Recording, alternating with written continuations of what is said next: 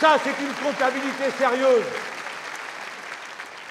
Ce n'est pas M. Macron qui déclare qu'il va mettre 50 milliards d'investissements. Pourquoi 50? On ne le saura pas. Moi, je dis 100, je vous dis à quoi ça correspond. Pourquoi 50? Alors, il va mettre 50. Ça, c'est son plan de relance. Il est appris à compter chez Hollande. 50, mais d'un autre côté, il va faire 60 milliards d'économies. Donc, il fait un plan de relance de moins 10 milliards. Ben oui, c'est exactement ce qu'a fait Hollande au niveau européen. Il a proposé un plan de relance de 120 milliards qui a été payé par 60 milliards qui existaient déjà et 60 autres qu'il fallait emprunter. Voilà. C'est le même type de comptabilité. C'est pas sérieux. C'est pas comme ça qu'on relance l'activité du pays. Tandis que ces 100 milliards mis dans l'investissement et notamment dans l'économie de la mer pour faire 300 000 emplois de plus. Parce que tout à l'heure, la paysannerie, c'est 400 000, l'économie de la mer, c'est 300 000 emplois de plus. À faire toutes ces choses qu'il y a à faire, qu'on ne peut pas délocaliser. C'est comme l'agriculture, la nôtre. Si vous voulez mettre des hydroliennes, vous êtes obligé de les fabriquer au bord de l'eau. Si vous voulez mettre des éoliennes, vous transbahutez des pales qui font 90 mètres de long, vous ne pouvez pas les mettre ailleurs qu'à côté. Et vous êtes obligé de refaire le port pour pouvoir accueillir les navires de service et pouvoir accueillir toutes ces installations. Voilà comment on arrive à 300 000 emplois. Et ce n'est pas beaucoup.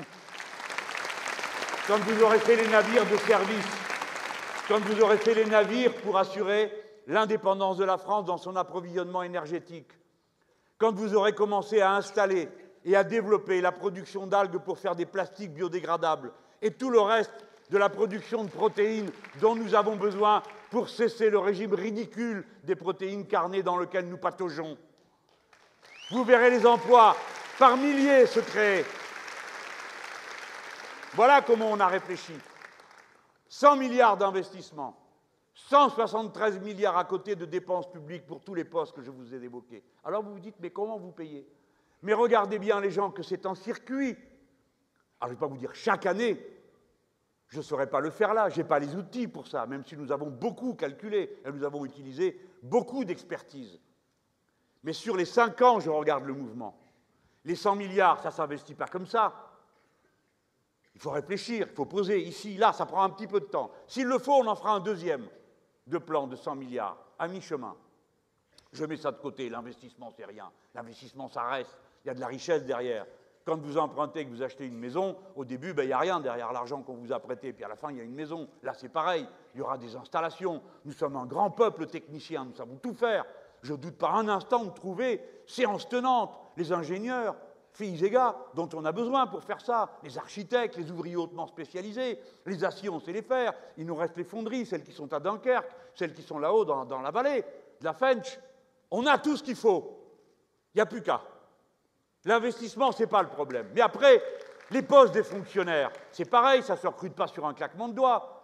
Un insti, ça prend du temps à être formé, un professeur pareil, et ainsi de suite. Il y a un statut de la fonction publique. Bref, je ne suis pas en train de vous faire des contes de Noël. Mais regardez la mécanique.